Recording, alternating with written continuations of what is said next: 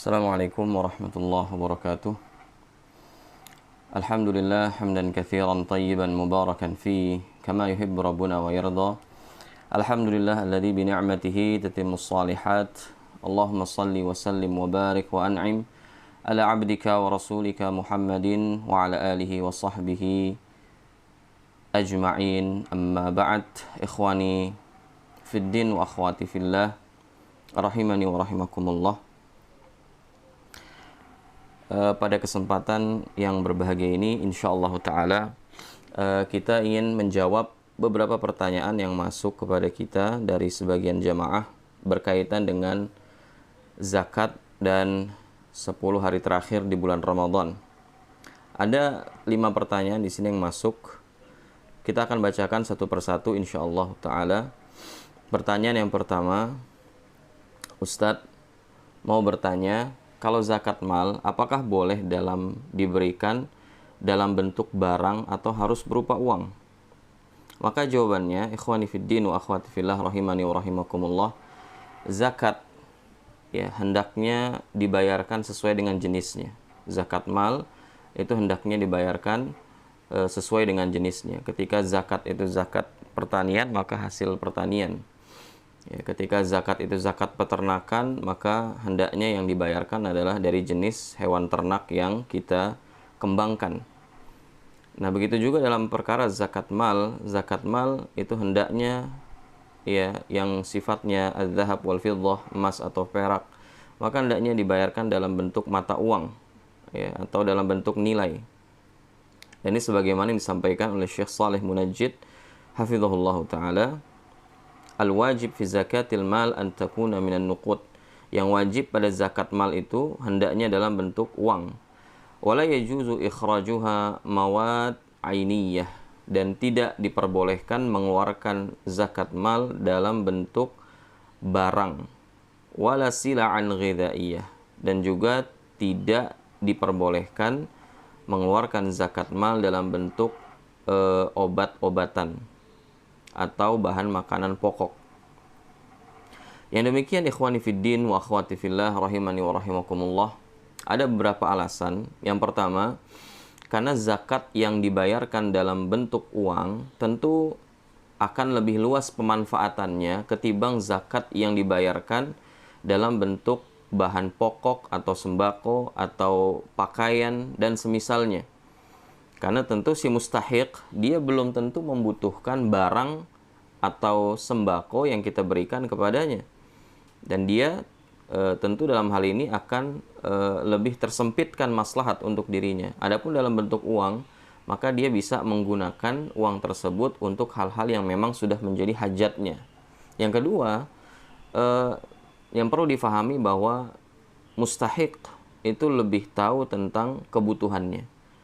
Dia lebih tahu tentang kemaslahatan dirinya, sehingga tidak dibenarkan kalau seorang muzakki yang harusnya dia mengeluarkan jenis harta yang dikeluarkan dari zakatnya tersebut, dia alokasikan kepada sembako dan semisalnya, padahal si mustahik tidak lagi membutuhkan sembako tersebut. Ini kalau kita bicara tentang zakat mal. Nah, ini juga sebagaimana disampaikan Syekh Utsaimin rahimahullah ketika beliau ditanya, ya, hal yajuzu tahwil mablagh az-zakah ila mawad ainiyah ghidhaiyah wa ghairiha fatuwazza'u 'alal fuqara. Apakah diperbolehkan mengganti ya zakat yang harus dikeluarkan dalam bentuk nilai atau uang dalam bentuk obat-obatan ya, atau yang semisalnya, lalu diberikan kepada fuqara? Maka beliau menjawab, la yajuz az-zakah la budda an tudfa' darahim. Ya, kata beliau, tidak dibenarkan dan tidak dibolehkan zakat itu hendaknya dibayarkan ya dalam bentuk dirham. Ya. Kecuali ya, ada di mana kondisi membolehkan seorang muzakki untuk mengeluarkan zakat malnya dalam bentuk bahan makanan pokok atau sembako atau semisalnya. Ini sebagaimana disampaikan Syekh bin Baz rahimahullah ta'ala ya, ketika beliau mengatakan wa yajuzu an yukhrija anin nuqud urudan minal aqmishah wal at'imah wa ghairiha idza ra'a al maslahah li ahli az-zakah fi dzalika ma'tibaril qimah. Dibolehkan mengeluarkan zakat mal dalam bentuk uang diganti dengan pakaian, makanan atau yang semisalnya. Jika si muzaki memandang di situ ada kemaslahatan. Jadi hukum asalnya tidak boleh mengeluarkan zakat mal dengan sembako, tetapi kata Syekh bin Baz rahimahullah taala dibolehkan jika muzaki melihat ada kemaslahatan ketika zakat mal tersebut dibayarkan dalam bentuk barang. Ya, dengan tetap memperhatikan harta yang harus dikeluarkan ketika dia menzakati hartanya tersebut. Mithla an yakuna al-faqir majnunan. Semisal orang yang fakir tersebut, ya mustahik, itu kondisinya gila. Sehingga nggak mungkin kita kasih uang untuk dia bertasarruf dengan harta tersebut, dengan uang tersebut, dia belikan pakaian, ini mustahil karena orang gila tidak mungkin kita berikan harta kepadanya. Ya, kemudian juga dhaiful aql, orang yang lemah akalnya. Orang yang lemah akalnya juga termasuk tidak kita berikan dalam bentuk uang. Ya, tapi hendaknya dalam bentuk hal yang secara zahir menjadi kemaslahatan dia. Au qasiran au safihan, atau orang yang belum matang akalnya, ya. Kalau dia fakir, maka hendaknya kita berikan dalam bentuk barang karena dia yang lebih tahu, muzaki ini lebih tahu tentang kemaslahatannya. Karena orang yang diberikan itu, yakni orang fakir, dari kalangan orang yang kurang akalnya, orang gila, ya, orang yang lemah akalnya, ini tidak mungkin bertasarruf dengan uang yang diberikan dari zakat tersebut. Sehingga kita muzaki yang membelikan barangnya, ya, sesuai dengan kebutuhan si mustahiq. Ya, fayukhsha an yatala'ab bin nuqud. Ya, dia khawatir, si muzaki ini khawatir kalau nanti suatu saat orang yang diberikan harta zakat tersebut dia malah justru bermain-main dengan hartanya. Ya, khawatir justru malah diberikan narkoba, diberikan rokok dan seterusnya. Ya, wa takunul maslahah lahu fi i'ta'ihi ta'aman. Maka pada saat itu kemaslahatan dia lihat ada pada memberikan makanan, ya, au libasan yantafi'u bih, atau pakaian yang dia bisa memanfaatkannya. Maka dalam hal ini tidak mengapa mengeluarkan zakat mal dalam bentuk barang secara umum atau sembako secara khusus ketika kita melihat ada kemaslahatan. Wallahu ta'ala ala wa alam. Kemudian ikhwatal iman rahimani wa rahimakumullah, pertanyaan berikutnya, pertanyaan yang kedua, Ustadz, kapan waktu yang paling afdal untuk memanjatkan doa Lailatul Qadar? Baik, jawabannya pertama, karena kita tidak mengetahui kapan pastinya Lailatul Qadar, apakah dia di malam 21 atau malam 22 atau malam 23 dan seterusnya, maka hendaknya seorang muslim dia bersungguh-sungguh di dalam berdoa di 10 malam terakhir di bulan Ramadan. Hendaknya dia berdoa bersungguh-sungguh di dalam doanya di setiap 10 malam terakhir di bulan Ramadan. Lalu yang kedua, pastikan kita bersungguh-sungguh untuk berdoa, ya, di sepertiga malam terakhir. Ya, jadi secara umumnya kita memperbanyak doa di 10 malam terakhir di bulan Ramadan, baik di awal malam, pertengahan, ataupun di penghujung malam. Tetapi karena ada riwayat yang menjelaskan kepada kita tentang keutamaan berdoa di sepertiga malam terakhir, maka hendaknya kita bersungguh-sungguh untuk berdoa dan memohon kepada Allah Subhanahu wa taala di sepertiga malam terakhir di 10 terakhir di bulan Ramadan. Karena Nabi SAW mengatakan, yatanazzalu Rabbuna tabaraka wa ta'ala kulla laylatin ila sama'id dunya. Setiap malam Rabb kita Azza wa Jalla itu turun ke langit dunia. Hina yabqa thuluthul laylil akhir, ketika tersisa sepertiga malam terakhir. Ya, sepertiga malam terakhir. Yaqul, Allah berfirman, man yad'uni fa astajibu lah. Siapa yang berdoa kepadaku, maka aku akan mengijabah doanya tersebut. Man yas'alani fa'u'tiyahu. Siapa yang meminta kepadaku, maka akan aku berikan. Wa man yastaghfiruni fa'aghfira lahu. Dan siapa yang meminta maghfirah kepadaku, maka aku akan berikan maghfirah tersebut kepadanya. Jadi di sini menunjukkan bahwa seorang hamba hendaknya bersungguh-sungguh berdoa kepada Allah di sepertiga malam terakhir di setiap malam. Ya, wabil khusus di 10 malam terakhir pada bulan Ramadan, karena di situ diharapkan Allah Subhanahu wa taala memberikan kepada kita karunia keutamaan beribadah di malam Al-Qadar. Wallahu taala a'la wa a'lam. Kemudian pertanyaan selanjutnya, pertanyaan ketiga. Assalamualaikum Pak Ustadz, boleh nggak sholat Idul Fitri berjamaah cuma 3 orang di rumah, tidak pakai khutbah? Mohon penjelasannya, terima kasih. Taib. Jawabannya boleh. Bahkan jika dia sholat sendiri pun, ya, itu juga diperbolehkan di dalam mazhab jumhur ulama, khususnya mazhab Syafi'iyah. Sebagaimana dinukilkan dalam kitab Mughnil Muhtaj, ya, dikatakan wa tushra aidan lil munfarid wal 'abdi wal mar'ah wal musafir wal khuntha was saghir fala tatawaqqafu 'ala syurutil jum'ah min i'tibaril jama'ah wal 'adad wa ghairihima. Ya, disebutkan bahwa dianjurkan juga untuk melaksanakan sholat Id bagi orang yang sendirian, bagi orang yang sedang safar, ya, musafir, baik seorang hamba sahaya ataupun seorang wanita, boleh dia tegakkan sholat Idul Fitr atau Idul Adha di rumahnya masing-masing. Contoh, seorang musafir, ya, suatu hari dia mudik menjelang Ramadan, lalu ternyata dia terjebak macet, boleh gak dia sholat di pinggir jalan, sholat Id sendirian? Boleh, jawabannya sebagaimana dinukilkan di dalam kitab Mughnil Muhtaj. Ya.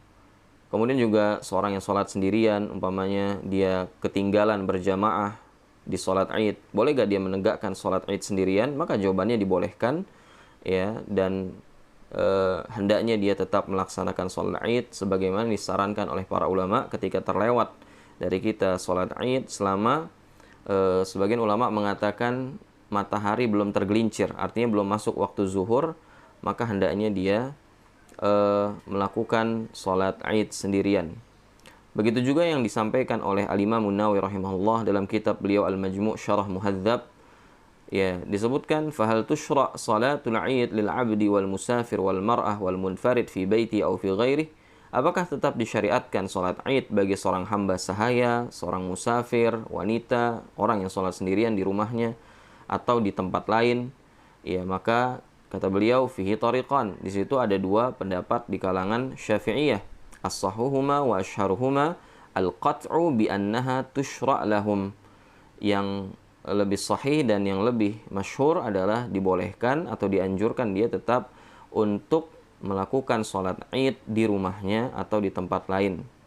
Adapun tata caranya, berkaitan dengan tata cara pelaksanaan sholat Id, maka tidak ada yang berbeda yang dilakukan oleh sendirian dengan yang dilakukan oleh jamaah, maka kita lakukan seperti biasanya. Contoh, di dalam sholat Id itu dilakukan 7 kali takbir di luar takbiratul ihram. Ini di rakaat pertama. Di rakaat kedua 5 takbir di luar takbiratul al-intiqal. Jadi total rakaat pertama 8 takbir dan di rakaat kedua ada 6 takbir. Ya, sebagaimana dalam riwayat yang sahih disebutkan at-takbir fil fitr sab'un fil ula wa khamsun fil akhirah. Takbir di dalam salat Idul Fitr itu ada 7 di rakaat pertama, tentu kata para ulama ini di luar takbiratul al-ihram. Kemudian khamsu fil akhirah, ya, 5 takbir di rakaat kedua dan ini di luar takbiratul al-intiqal. Wal qiraa'ah ba'dahuma kiltaihima, dan hendaknya membaca surah setelah bertakbir 7 atau 8 kali dan di rakaat kedua 6 kali. Hendaknya dia membaca surah Al-Fatihah dan surah setelahnya. Adapun surah yang dianjurkan untuk dibaca di salat Idul Fitr atau Idul Adha, ini sebagaimana yang dicantumkan dalam riwayat sahih oleh Imam Muslim dari Abu Waqid Al-Laythi radhiyallahu taala anhu, beliau mengatakan, "Kana an-nabiyyu sallallahu alaihi wasallam yaqra'u fil adha wal fitr biqaf waqtarabat." Bahwa Rasulullah sallallahu alaihi wasallam dahulu di salat Idul Fitr dan Idul Adha beliau membaca surah Qaf. Ya, surah Qaf dan surah Iqtarabat, yaitu surah Al-Qamar. Ya. Kalau tidak mampu, maka dia turunkan levelnya, hendaknya dia membaca surah Al-A'la di rakaat pertama dan Al-Ghasyiyah di rakaat yang kedua. Ya, ini sebagaimana disampaikan oleh Nu'man bin Bashir radhiyallahu taala anhuma, kata beliau, anna Rasulullah sallallahu alaihi wasallam kana yaqra'u sabbihisma rabbikal a'la wal ghasyiyah fi salatil jum'ah wal idain. Dahulu Nabi sallallahu alaihi wasallam membaca sabbihisma rabbikal a'la di rakaat pertama dan al-ghasyiyah di rakaat kedua pada salat Jumat dan salat 2 hari raya. Karena sehingga seorang muslim kalau dia mampu hendaknya paling tidak dia membaca al-a'la di rakaat pertama dan al-ghasyiyah di rakaat kedua, tapi kalau kapasitasnya tidak menyanggupi maka dia boleh baca surah apa saja yang dia mampu untuk baca ya di sholat Id, dan hendaknya tetap dibaca, dan itu dianjurkan oleh para ulama, tapi baca yang ringan. Ya, Allah berfirman faqra'u ma tayassara minal Qur'an, dan bacalah bagimu yang ringan dari Al-Qur'an. Kemudian tentu tidak ada adzan dan iqamah. Tidak ada adzan dan iqamah sebagaimana riwayat Ibnu Abbas radhiyallahu taala anhuma, anna Nabi sallallahu alaihi wasallam shallal idain bila adzan wala iqamah. Bahwasanya Nabi SAW itu melakukan salat Id tanpa adzan dan tanpa iqamah. Jadi langsung salat, langsung menegakkan salat dan memperhatikan adab-adab atau panduan di dalam mengerjakan salat Id. Wallahu taala ala wa a'lam. Baik, pertanyaan keempat. Saya mau bertanya tentang malam Lailatul Qadar. Apakah dikerjakan i'tikafnya harus di masjid, apa boleh di rumah? Juga akan mendapatkan karomahnya. Ya, apakah dikerjakan i'tikafnya harus di masjid atau boleh di rumah, dan di rumah juga akan mendapatkan karomahnya? Mungkin begitu maksudnya. Dan keutamaan malam Lailatul Qadar apa saja ya Ustaz? Kemudian tanda-tanda yang mendapatkan Lailatul Qadar seperti apa Ustaz? Demikian pertanyaan saya, kurang lebihnya mohon maaf. Jazakallah khairan Ustaz. Wa jazakallah khairan. Tapi jawabannya, i'tikaf menurut mayoritas ulama ya, tidak dilakukan kecuali di masjid. I'tikaf yang syar'i, ya, i'tikaf yang syar'i ya, itu tidaklah dilakukan kecuali di masjid menurut mayoritas ulama. Ya, sebagaimana mereka berdalil dengan firman Allah Subhanahu wa taala, a'udzubillahi minasyaitonirrajim, wala tubashiruhunna wa antum aakifuna fil masajid, dan jangan kalian berhubungan dengan istri-istri kalian sedangkan kalian dalam keadaan beriktikaf di masjid. Nah, dari sini para ulama mengatakan bahwa iktikaf yang syar'i, kita katakan iktikaf yang syar'i.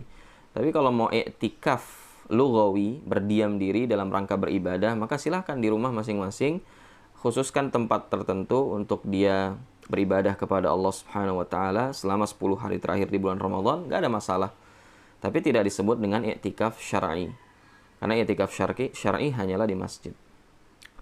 Kemudian yang perlu kita ketahui bersama, ikhwani fid din wa akhwati fillah rahimani wa rahimakumullah, dalam mencari Lailatul Qadar itu tidak mesti melakukan i'tikaf. I'tikaf hanyalah sarana yang memudahkan kita untuk mendapatkan Lailatul Qadar.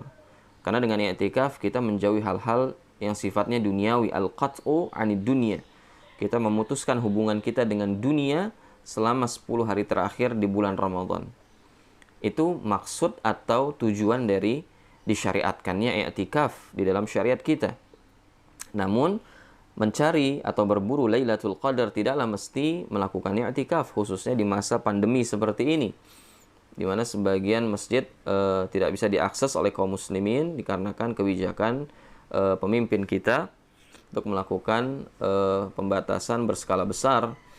Ya, karenanya hendaknya dia tetap melakukan ibadah-ibadah yang biasa dia lakukan kalau beriktikaf di rumahnya masing-masing, dengan tetap berharap keutamaan mendapatkan pahala i'tikaf, dengan berharap mendapatkan pahala i'tikaf yang senantiasa kita lakukan di setiap tahun di 10 terakhir pada bulan Ramadan. Nah, ini sebagaimana yang disampaikan oleh Nabi SAW.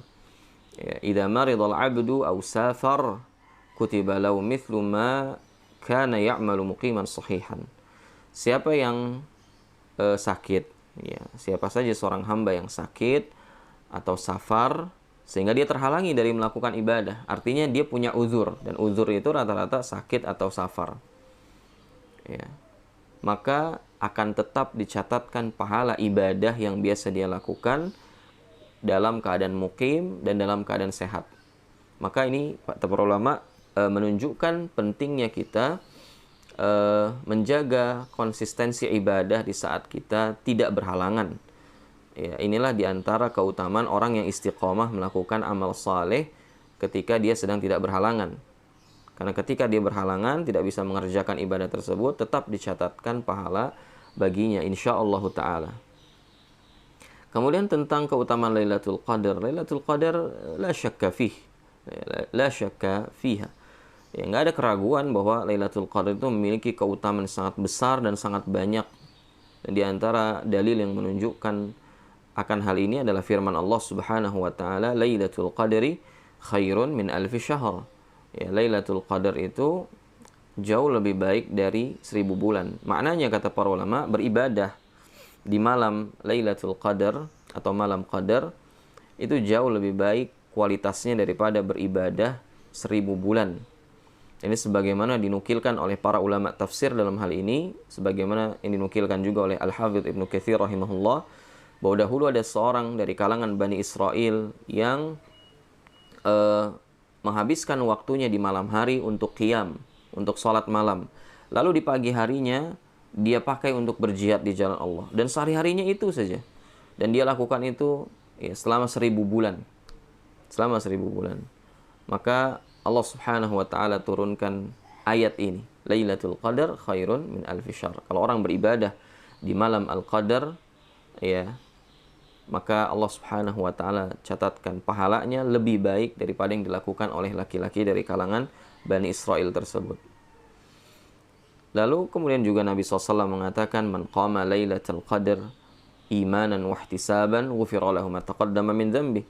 Siapa yang bangun qiyam untuk salat malam di malam Lailatul Qadar dengan dasar iman dan ihtisab, dengan dasar keimanan, keyakinan bahwa dia kalau mengerjakan itu akan mendapatkan pahala di sisi Allah, ya nggak ada yang sia-sia dari amalannya, dan ihtisab, dia berharap Allah Subhanahu wa taala memberikannya ganjaran tersebut, maka ghufira lahu ma taqaddama min dzambi. Dosa-dosa yang lalu diberikan ampunan oleh Allah Subhanahu wa taala. Ini diantara keutamaan Lailatul Qadar yang tercantum di dalam nas-nas. Adapun tentang tanda-tanda seorang mendapatkan Lailatul Qadar, maka tidak ada satupun riwayat yang sahih, yang valid dari Nabi SAW bahwa jika orang itu mendapatkan Lailatul Qadar, dia akan begini, dia akan begitu. Ya, maka yang demikian tidak satupun nas dari hadis Nabi SAW yang menunjukkan akan hal tersebut. Namun, ikhwani fiddin wa akhwati fillah rahimani wa rahimakumullah, kalau kita bicara tanda-tanda alam, maka di dalam beberapa riwayat disebutkan. Ya, contoh di dalam hadis yang diriwayatkan oleh Imam Muslim, kata Nabi SAW, annaha tatlu'u yawma idzin la syu'a'a laha. Nabi SAW mengatakan bahwa tanda kalau tadi malam itu Lailatul Qadar, maka pagi harinya, artinya esok harinya itu, ketika matahari terbit, maka matahari terbit tanpa mengeluarkan cahaya yang menyilaukan. Jadi cahayanya itu teduh gitu ya. Tapi udah lewat nih, Lailatul Qadarnya malam tadi umpamanya. Ya, kalau itu betul Lailatul Qadar, kata Nabi SAW, matahari akan terbit tanpa cahaya yang menyilaukan. Dalam riwayat yang lain, Lailatul Qadar Lailatun baljah, la harah wa la baridah. Lailatul Qadar itu malam yang langit itu jernih gitu ya. Tidak ada panas, artinya suhu udaranya tidak tidak panas gitu ya, dan juga tidak terlalu dingin. Wala sahaba fiha, tidak ada awan yang menutupi. Wala matar, tidak ada hujan. Wala rih, tidak ada angin. Wala yurma fiha bin najm, dan tidak ada bintang yang berjatuhan di malam tersebut. Ini sebatas tanda-tanda yang disebutkan oleh Nabi SAW ya, tentang kejadian-kejadian alam kalau malam itu adalah malam Lailatul Qadar. Adapun kalau kita mendapatkan Lailatul Qadar, maka tidak ada satupun nas yang menunjukkan hal demikian. Tetapi mungkin hadis Nabi SAW yang menunjukkan bahwa orang itu kalau beramal saleh, atau perkataan para ulama ya yang mengatakan kalau orang itu beramal saleh dan amal saleh diterima oleh Allah Subhanahu wa taala, maka dia akan diberikan taufik oleh Allah Subhanahu wa taala untuk mengerjakan amal saleh berikutnya. Ya, khususnya sebagaimana disampaikan Al-Imam Ibnu Qayyim rahimahullah bahwa al-hasanat, ya kebaikan-kebaikan itu tunadi akhwataha, dia akan memanggil saudara-saudari-saudarinya. Ya, ini ada orang nih beramal soleh, kerjakan, ayo kerjakan terus. Jadi amal soleh itu tidak akan terputus kalau amal kita diterima oleh Allah Subhanahu wa taala. Wallahu taala ala wa alam. Ini berkaitan dengan Lailatul Qadar, keutamaannya dan tanda-tanda jika orang itu mendapatkan Lailatul Qadar. Kemudian pertanyaan yang terakhir, pertanyaan yang kelima, Pak Ustadz, kalau kita i'tikaf di masjid mungkin hanya fokus sholat, zikir, dan tilawah. Tapi kalau di rumah, kadang lagi baca Al-Quran atau zikir, anak atau suami minta bikinin sesuatu. Gimana tuh Pak Ustadz? Ya dibikinin, gitu. Simple aja. Dan ini kabar gembira buat para akhwat, khususnya ibu-ibu yang banyak urusan di rumah. Maka yang perlu diperhatikan adalah apapun yang kita kerjakan, ya, dalam rangka mendekatkan diri kepada Allah, dalam rangka mencari wajah Allah Subhanahu wa taala, maka itu bernilai ibadah dan pahala yang besar. Ya. Karenanya Nabi SAW mengatakan innamal a'malu binniyat, sungguhnya amalan itu hanyalah bergantung pada niat, wa innamal likulli imri'in ma nawa. Dan sungguhnya orang itu hanya akan mendapatkan apa yang dia niatkan. Jadi kalau niatnya untuk beribadah kepada Allah, untuk membantu seseorang dalam rangka beribadah kepada Allah, itu ada pahala. Karena Allah berfirman, wa ta'awanu 'alal birri wat taqwa. Kalian saling tolong-menolonglah dalam kebajikan dan ketakwaan. Karena nggak usah khawatir kalau bacaan Quran kita terpotong, sholat malam kita tertunda, karena kita menyiapkan makanan atau membantu suami kita untuk menyiapkan makanan dan seterusnya, karena di situ ada pahala. Sebagaimana ini difatwakan oleh Syekh Shalih Fauzan hafizahullah taala ketika beliau ditanya oleh seorang penanya, Syekh, apakah seorang wanita yang menyiapkan makanan untuk dihidangkan selama bulan Ramadan ini dia tetap mendapatkan pahala? Kata Syekh Shalih Fauzan, lahal ajr, baginya pahala, karena membantu orang beribadah itu bernilai pahala di sisi Allah Subhanahu wa taala. Itu yang perlu kita pahami. Ketika kita menyiapkan makanan, ya, ketika kita menyiapkan hidangan untuk disantap baik menjelang berbuka atau setelah berbuka puasa, hakikatnya kita sedang membantu hamba Allah dalam rangka beribadah kepada Allah Subhanahu wa taala, maka bagaimana mungkin di situ tidak ada pahalanya. Dan lagi-lagi letakkan niat bahwa semua yang kita lakukan ini dalam rangka mendekatkan diri kepada Allah dan dalam rangka bertemu dengan Allah Subhanahu wa taala. Ya, karena sebagaimana sampaikan oleh para ulama bahwa niat itu diantara fungsinya adalah, ya, menjadikan amalan-amalan yang notabene itu bernilai mubah menjadi ibadah. Ya, mungkin sebagian kita menganggap itu kan perkara mubah. Naam, perkara mubah itu kalau diniatkan dalam rangka beribadah dia bisa berbuah pahala di sisi Allah Subhanahu wa taala.